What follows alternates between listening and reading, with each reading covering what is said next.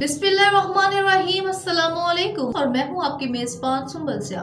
नजर डालते हैं अब तक की अहम तरीन खबरों पर। सियालकोट पुलिस का डाकुओं के खिलाफ घेरा तंग डकैती और रहजनी की वारदातों में मुलविस 3 रुकनी गैंग के सरगना समेत गिरफ्तार माल मसरूक और असलहा बरामद कर लिया गया।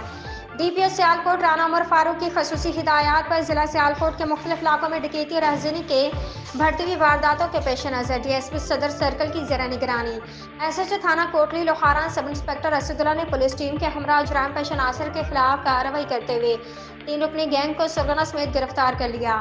मुलजमान असलह के जोर पर शहर से नकदी मोबाइल फोन और दिगर कीमती सामान छीनते और फरार हो जाते थे।